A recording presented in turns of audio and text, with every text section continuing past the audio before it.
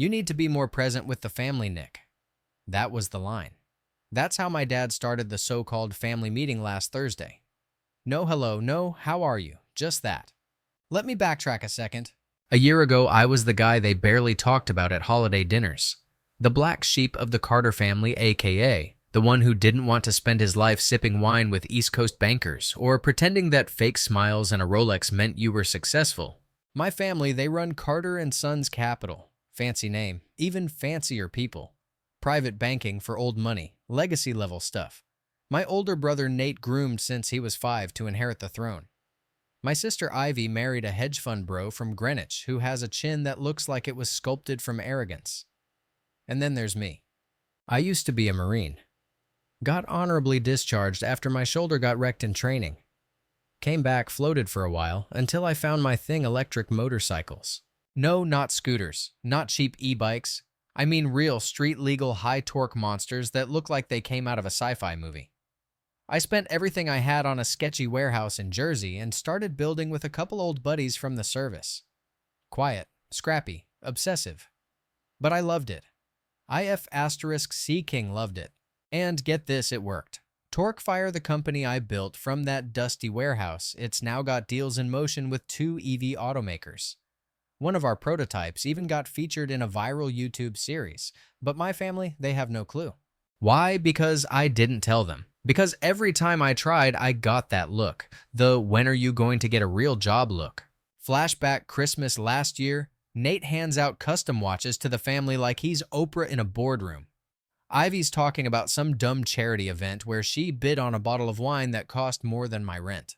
Me, I bring my own six-pack and quietly sit at the kids' table. At one point, my mom actually said, "Nick, maybe you could help out with the firm's IT. You're good with machines, right? UTF. I swear I almost choked on my drink. That's all they think I am, a mechanic with a laptop. I laughed it off. Didn't say a damn word, just smiled and nodded. Because if I'd said what I really wanted to say, Christmas would have ended with a broken centerpiece and me walking out mid-carol. Fast forward last week. So when I got that text from Dad, family meeting, Thursday, 8 p.m., mandatory, I knew something was off.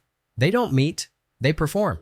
I walked in and immediately felt the vibe cold, rigid, pre-rehearsed. They'd set up the living room like some intervention scene in a bad Netflix drama. Nate in his pressed shirt looking smug as hell. Ivy scrolling Instagram like this was a minor inconvenience. Mom clutching a coffee mug like it was a Bible. And a single chair right in the middle of it all for me. What the hell is this? I asked, half laughing. No one laughed. Dad cleared his throat. Nick, this isn't an attack, it's a conversation. Sure, because people always start conversations by staging them like hostage negotiations. The "you're an embarrassment" speech. They took turns like it was some sick talent show. Nate went first. You're talented, Nick, but you're wasting it. You're refusing to be part of something that actually matters. What he meant. You're not in the family business, and that threatens my image. Ivy chimed in with her usual. Your choices reflect on us. Clients ask about you, and honestly, we don't know what to say anymore. Then Mom, we worry about you. That's why we're doing this. Doing what? Then it hit me. Vanessa, our legal consultant and Dad's pet paralegal, walked in with a folder. Thick, official. I opened it. Legal documents. Removal from the family trust. Denial of stake in Carter and Sons. A formal clause stating that Nicholas Carter is no longer affiliated with the Carter family business in any personal or professional capacity. I looked up. My dad nodded like this was some generous act of mercy. We're not cutting you off, son. We're letting you go. Screw that. My response simple. Where do I sign? The silence that followed was delicious. Nate's jaw clenched. Ivy blinked like someone had smacked her with a Cartier box. My mom looked like she might cry, but not because she felt guilty. Because she lost control. Nick, maybe you should take some time to think, she started. Nope, I said. This is exactly what you want, right? No messy son in your perfect little empire. You're welcome. I signed, handed the folder back, walked out. Nobody stopped me. Nobody said goodbye. Cut to that same night. Back in my warehouse, lights buzzing above me, I cracked a beer, threw on some Metallica, and looked around. My place, my crew, my world. Ben, my operations guy, looked up from welding and said, "So how did the Royal Council meeting go?" I grinned. They disowned me. He blinked. Wait, seriously? Yep, signed and sealed. Damn, you okay? I took a sip, then looked at the board covered in client requests, sketches, and test results. Honestly, I've never felt better. 2 days after the disowning, I got an email from a tech journalist who somehow got wind of our newest bike design, the one with the lightweight graphene frame and dual battery loop. She wanted to do a feature on torque fire for a major lifestyle publication. I almost didn't reply. Not because I didn't want the press, but because I was still chewing on that damn "you're not part of the family anymore" line. Like, what does that even mean? They don't get to erase me like a typo. You don't just delete blood. But apparently, if your son doesn't wear cufflinks and talks to welders instead of CEOs, he's dead to you. So yeah, I replied to the journalist. Gave her the inside scoop, even offered a tour of the workshop. And a week later, boom. Front page story. High-res pics. My full name, my face. Our crew, the works. The Marine who's quietly revolutionizing EV motorcycles. It hit like a F***-seeking thunderclap. Orders tripled. Emails flooded in. Instagram blew up. We had to shut down our booking form because we were 6 months backlogged within 72 hours. And you know what the wildest part was? Not a single text from my family. Nothing. Nada. Radio silence. But then Vanessa called. Yes, Vanessa. The walking, talking Prada briefcase who slid that disownment folder across the table like she was handing me my eviction notice from planet Earth. I let it ring. She called again the next day, left a voicemail this time. "Nick, I think we should talk. It's about some developments at Carter & Sons. Give me a call, please." Nope. Then Nate texted. "Heard you've been busy. Can we meet?" Oh, now I'm worth a coffee. Screw that. I didn't answer. I just screenshotted it, sent it to Ben, and we laughed our asses off. That week, we were shipping out 6 custom builds, each priced at over $20K. One was going to a celebrity in LA, another to a collector in Dubai. Josh, my business partner, had to hire 2 new admin staff just to manage the logistics. We were killing it. But I'll be honest, underneath the grind and the wins and the noise, I felt something else. Not sadness, not anger, just disappointment. That dull, bitter kind that sits in your stomach like cold coffee. I didn't want them to beg. I didn't want a parade. I just wanted them to see me, like really F***-seeking see me. But whatever. That ship had sailed, and I was piloting my own now. Then came the trade show invite. The biggest clean tech showcase in North America, EV brands, automotive giants, government reps, the real deal. They wanted us. Torque fire. It was surreal. I spent nights sketching a custom display booth that looked like something out of Blade Runner Clean Futuristic, a full LED wall showing time-lapse of our design process. Josh handled logistics, Ben got the builds ready, Ivy still silent. Until 3 days before the event. She showed up at the workshop. Like just pulled into the lot in her overpriced SUV and walked in like she belonged there. I was elbow deep in frame alignment when I saw her heels clicking across the floor. "Nick," she said, voice way too sweet. "Didn't realize we were doing walk-ins," I replied. She tried to smile. "Can we talk?" "You've got 5 minutes, and you're standing." She glanced around at the bikes, the grease, the parts the guy's working. "So this is what you've been doing?" "No, Ivy. This is what I built, from scratch, without trust funds or daddy's lawyers." She flinched. "Then?" "The firm is struggling. Nate's been trying to manage, but, well, things aren't great. We think you could bring something new to the table." I straight up laughed. Like actual laughed. "You mean after I was officially removed from the family, after I was legally disaffiliated, you now want me to be a consultant? We made a mistake, okay?" I stared at her. "No, you made a choice, and now you're stuck with it. Nick, come on. You're one of us. Always have been." "No, I was never one of you. That's the problem." I turned back to my workbench. She stood there for another few seconds, then left without another word. A week later, Dad showed up. In person. I was in the back when Ben came over like, your dad's here." He's standing by the door looking like he swallowed a cactus. I wiped my hands, walked out front, and there he was. Suit, tie, silver hair, still trying to look like the patriarch of the year. "Nick," he said, "you've got 60 seconds. The firm's dying," he said bluntly. "Your brother can't fix it. The markets moved and we didn't. We need your help. I blinked. You disowned me. Remember, I regret it. Yeah, I regret trusting you for as long as I did. He sighed. Just come talk. No pressure, no conditions. There's always conditions with you. He didn't deny it. I didn't say yes, but I didn't slam the door either. That night, Josh and I sat down at the diner with pancakes and too much coffee. So they want you back, he asked. They want to survive. I just happen to be the oxygen. You gonna do it? I stirred my coffee. Maybe, but on my terms. He grinned. Which are total control, no votes, no boards. They work under me or not at all. He nearly spit his drink. Damn, cold. No, just honest. They made me the outsider. Now I'm building the inside from scratch. 3 days later, we had the meeting. Me, Nate, Ivy, Dad. Round table. No lawyers, no pretenses. I laid it out. If I come in, I run everything. Operations, branding, strategy. You report to me. You screw with me once I walk. They balked. Nick, that's extreme, Nate started. So was disowning me, I cut in. We were protecting the family image, Dad said. Yeah, how's that image doing now with 3/4 in the red and your top clients pulling out? Silence. You want me, I asked. You play by my rules. Long pause. Then Dad nodded. Fine. That night, I sat in my apartment staring at the signed agreement. I didn't feel triumphant. Just clear. They hadn't changed. Not really. But I had. And this time, I wasn't walking in as their disappointment. I was walking in as the storm. First week in charge, I made one thing clear.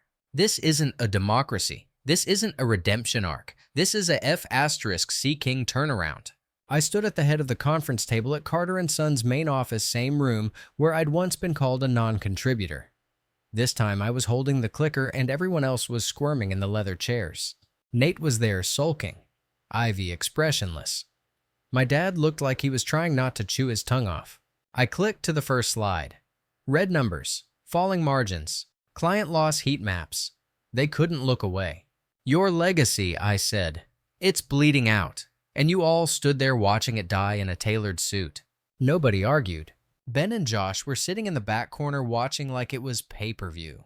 We're gonna cut the dead weight, I continued. Close 2 branches, fire 4 execs, rebuild the product line, streamline operations, launch a digital interface that doesn't look like it was coded by someone's drunk nephew in 2004. Gasps. Not because it was wrong, but because I said it out loud. And that was just slide 1. I got resistance, of course. Nate tried to act like he was still in charge. Kept pulling me aside after meetings. Are you sure about this direction? We've had these partners for years. Cool, I said. Then you can go be loyal with them, outside this company. Ivy. She floated. She'd never made a real decision in her life. Just played PR doll and name-dropped hedge fund dinners. I stuck her in marketing oversight. Ben kept an eye on her. Dad was a different beast. He hovered, tried to play mentor, tried to give advice like I was still 13 and building RC cars in the garage. Son, sometimes slower growth is smarter growth. You built a castle on tradition and it's collapsing, I snapped. I'm not patching drywall. I'm redesigning the F*** King Foundation. He didn't bring it up again. We rebranded. Same name, new identity. Carter & Sons Capital became Carter Engine, a fintech-forward clean investment firm focusing on future infrastructure, green tech, and startup advisory. We dumped half our high-risk old money clients and brought in fresh blood founders, creators sustainable funds. And it worked, fast. The website I had built sleek, functional, mobile-friendly. Within the first month of launch, we pulled in more online signups than they had in the last fiscal year. Within 3 months, I secured 2 major partnerships with clean energy accelerators. By month 4, Forbes called to do a feature on the silent shift in East Coast capital culture. I didn't even bother telling my family about it. They read it online. But here's the thing. No one tells you. When you win quietly, it burns louder. I walked into the office one morning and caught Nate staring at my picture on the homepage. He closed the tab the second I stepped in. Everything okay? I asked. Fine, he mumbled. And that's when I knew. He hated it. Not the money, not the change. He hated that I'd done it without needing him. Meanwhile, I kept my workshop running. Torque fire didn't stop. I'd show up at 6 a.m., crank out designs, check production updates, then switch into a suit and head to Carter Engine by 10 a.m. Two worlds, two Nick Carters. One they rejected, one they now worked for. And I didn't forget that. I didn't forget the folder, the look on Vanessa's face, the silence after I signed. So I made sure their roles stayed small, their titles cosmetic, their authority non-existent. They were employees now. No corner offices, no custom perks, just desks. And guess what people noticed? The staff. They loved it. Morale spiked. For the first time, real ideas made it to the top. No more nepotism. No more echo chamber. I ran weekly open pitch sessions. Best ideas won. Didn't matter if you were a junior analyst or the janitor. And my family. They sat in the back row every time. 6 months in, we got invited to speak at an international fintech conference. They wanted me on stage. Not Nate, not Dad, me. I agreed, but with one condition: I'd talk about what not to do in legacy finance. The irony wasn't lost on me. I wrote the speech myself. Practiced in the mirror. Read it to Josh over wings and beer the night before. "You're gonna torch them," he said, grinning. "Not torch," I replied. "Just light the truth on fire." And that's what I did. I walked on stage, looked out over the crowd of suits and innovators and said, "Hi, I'm Nick Carter. I was disowned from my family's financial firm for choosing a different path. They said I was a risk, a liability, not worth the legacy." People sat up. What they didn't realize was that legacies die without evolution, and traditions don't mean *T if they're not sustainable. Dead silence, cameras flashing. Some people gasped, others started clapping. I kept going. I'm not here because I fit in. I'm here because I didn't, and I turned that rejection into reinvention. Standing ovation. The next morning, my inbox had 800 unread messages. Potential partners, speaking invites, investors. Ivy texted, "Proud of you." I stared at it. Didn't reply. Because I wasn't doing this for pride. I was doing it to survive, to reclaim, to redefine. Then about 2 weeks after that, Mom called. Yeah, the woman who clutched her pearls while watching me sign my own family cancellation form. Her voice was shaky. "Nick, I saw the speech. I didn't know you felt that way. You never asked. I wanted what was best for you." "No," I said. "You wanted what looked best." Long pause. "Can we talk?" "We're talking now." "No, I mean really talk. I miss you." And maybe she did. Maybe it was genuine. But I wasn't the same person she raised anymore. I didn't need a hug. I didn't need a fake brunch with eggs and guilt. So I said, "I don't think we're ready for that. Maybe someday, but not now." She didn't argue. Just whispered, "Okay," and hung up. Later that night, I was back at the workshop. Ben and I were tightening the final bolts on a limited edition build, a matte black monster with titanium forks and biometric ignition. We cracked beers. "Your family ever apologize?" he asked. "Not really." "Still want them to?" I thought about it, then shook my head. "Nah, they gave me exactly what I needed: space, pain, fuel." He raised his beer. "To pain, then." I clinked his bottle. "To power."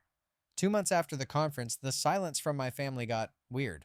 Not quiet like before. This was different. The kind where you know something's brewing under the surface, but nobody's saying it. Then I found out why. Nate had been making side moves behind my back, trying to court one of our oldest clients through back channels. Whisper deals. Undermining. Classic Nate. The client forwarded me the email chain. "Thought you should know." This felt off. I stared at the screen for a solid minute. It wasn't just shady, it was desperate. He signed that email senior managing partner like we hadn't already stripped him of all formal power 6 months ago. I walked straight into the office the next morning, printed the email, and slid it across his desk without saying a word. He turned pale. "It was just a conversation," he mumbled. "No," I said. "It was a violation. I was just trying to help." "You don't help someone by stabbing them while they sleep, Nate." He sat back silent. "You're done," I said. "Effective immediately. You can't fire me. I'm your brother." I leaned in. "You disowned me, remember?" He had nothing to say after that. Security walked him out by noon. No drama, no scene, just done. And part of me wanted to feel bad, but I didn't. Because he wasn't sorry. He was just sorry it didn't work. After that, things got quiet, in the good way. No more Nate. Ivy mostly stayed out of my way. Dad retreated to advisor emeritus status, which basically meant he sat in his corner office, stared out the window, and pretended he still mattered. The company, thriving. We launched a micro-lending pilot for underserved founders. Our green fund outperformed projections by 200%. And for the first time in the firm's history, we hired someone from outside the family to lead a division. It was beautiful. People kept calling it a comeback. But to me, it was a beginning. Then, a couple Fridays ago, I got a letter in the mail. Not an email, not a text. An actual letter. From Dad. Handwritten, 3 pages. The handwriting was shaky, but still the same loops and corners I remembered from my childhood, back when he'd leave notes in my lunchbox before deployments. I didn't open it right away. I let it sit on the counter for 3 days. Because I knew what was in it. Some version of an apology that probably wasn't fully an apology. Some sentence that started with, "I was just trying to," and ended with a justification. But on the 4th day, I cracked a beer, sat on the floor of my apartment, and opened it. It said exactly what I expected. That he never intended to hurt me. That family image and business pressure got in the way. That he didn't know how to handle a son who didn't fit the mold. That he was proud of me, even if he never said it. And at the end, "If you're ever ready to talk not as CEO and founder, but just as my son, I'd like to try again." I read it twice, then folded it up and placed it back in the envelope. Didn't rip it, didn't burn it. Just set it aside.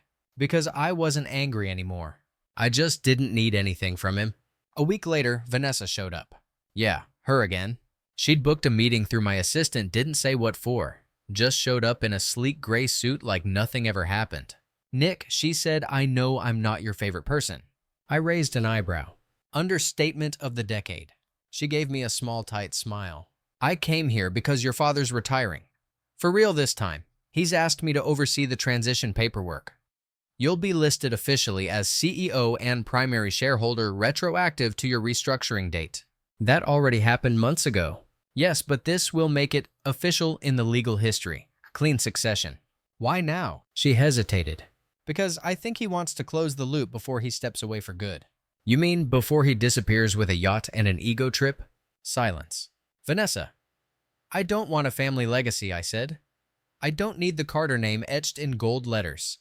I just want to build something real. You have, she said quietly, but I think he's finally realizing what he lost. I didn't say anything. She slid the folder across the table. It's all yours now, no strings. I signed it. Not out of sentiment, out of closure. That night, I walked into the warehouse just as the sun was setting. The place smelled like oil solder and heat, my favorite mix. Ben was finishing a build for a kid in Florida who'd saved up for a year to buy one of our base models. I crouched down, tightened a few bolts, ran my hands along the finished frame. It wasn't flashy, but it was ours. And that meant something. You good? Ben asked. Yeah, I said, weirdly. You want to take the rest of the week off. You've earned it. I thought for a second.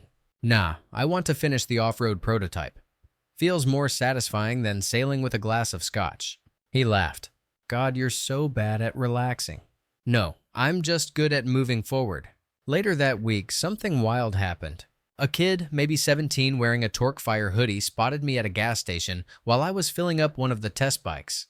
He froze, like he'd seen a ghost. Then he walked over wide-eyed.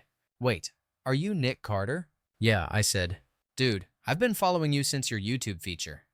I want to build bikes, like yours. Like, change the world kind of stuff. I smiled. You will. No, seriously. I showed my dad your interview. He cried. He used to be a mechanic. He said you made him feel seen again. I didn't know what to say, so I just clapped him on the shoulder and said, keep building. Don't wait for permission. I rode back that night under a blood-orange sky.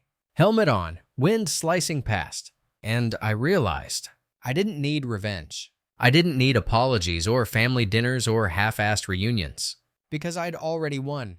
Not with money, not with power, but with peace, with purpose, with finally being seen, even if not by the people who raised me, by the ones who chose me after the dust settled.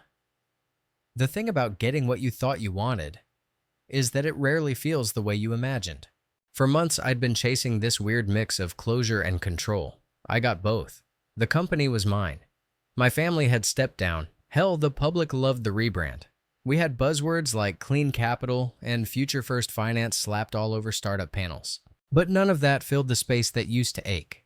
And maybe that was the win. Because eventually the ache just stopped. Not because they changed, but because I stopped waiting for them to. One morning, about a month after I signed the final transition paperwork, Ivy asked if we could grab coffee. I almost said no. But part of me was curious. She wasn't Nate, and she hadn't screwed me over, not directly at least. She'd just watched. So we met at this small cafe downtown. Not the kind she'd usually pick. No marble countertops, just chipped mugs and real people. She showed up late. Of course. Still in full designer armor bag coat, that damn phone she could never put down. "You look tired," I said, sipping my black coffee. "You look smug," she shot back. We both cracked a smile. "Why'd you want to meet?" I asked. "Because I've been thinking. A lot, and I owe you something." I raised an eyebrow. "A refund on every eye roll you gave me growing up." She didn't laugh. "I watched what they did to you, and I didn't speak up. That's on me."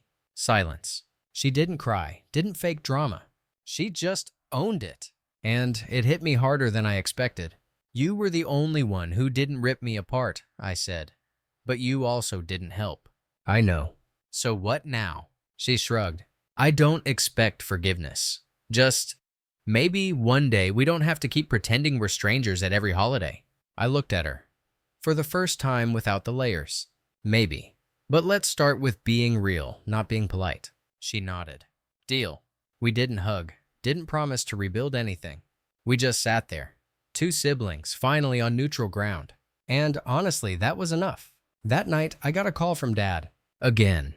This time I answered. "Nick," he said, "I saw the new sustainability campaign you launched. That was impressive." "It was necessary," I said, "and overdue. You've done something special, with the company, with yourself." I waited. "I know I messed up, with you. And it took losing control to see it." "You didn't just lose control," I said. "You threw me out like I was defective, like I didn't match your blueprint." He exhaled. "I was wrong." Silence. Not because I didn't want to respond, I just didn't want to break the moment. Because for once he wasn't defending himself. He was just being human. "You don't owe me anything," he continued. "But I hope someday you'll let me know you again. Not as your boss. Not as a father trying to fix you. Just as a man trying to be better." I nodded even though he couldn't see me. "I'll think about it." And I meant it. The next morning I took the long way to the workshop. Passed by the alley where I used to scavenge parts with Ben back in the early days. Same alley where a junked-out electric scooter gave me the idea for our regenerative braking system. Funny how failure plants the seeds for everything you'll eventually get right. At the shop, we were testing the next-generation prototype ultralight off-road capable solar fed. It looked like something out of a post-apocalyptic movie. We'd already gotten pre-orders from 6 countries. Ben handed me the keys like a trophy. "You built this," he said. "We built it. Still, you're the one who kept going, even when they threw you out." I looked at the bike, the lines, the detail. "Sometimes the best revenge," I said, "is not proving them wrong. It's proving yourself right." He grinned. "That's a bumper sticker waiting to happen." Later that week, I went through some old boxes at the back of the office. Buried under invoices and prototype sketches, I found a photo. One of the only ones I kept from childhood. It was me, maybe 10 years old, holding a cheap toy motorcycle, grinning like I'd won the lottery. My dad stood next to me, hand on my shoulder. "I remember that day. He told me, 'You've got an eye for machines, kid.'" That was before the expectations, before the image obsession, before he turned legacy into a leash. I stared at the photo for a long time, then put it back in the box. Not because I wanted to forget, but because I finally didn't need to hold on to it. The next quarter, we hit record highs. Torquefire hit the cover of a European motorsport mag. Carter Engine got shortlisted for an International Ethics in Capital Award. And me. I booked a trip. Not a business trip. Not a conference. Just a week on the road. Solo. Tent. No plan.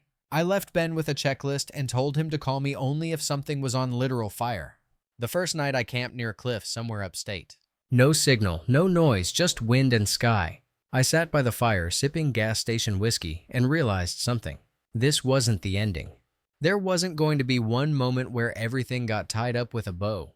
There wasn't going to be one perfect apology or a scene where my family stood in line to beg for my love back. And that's okay. Because what I got instead was real.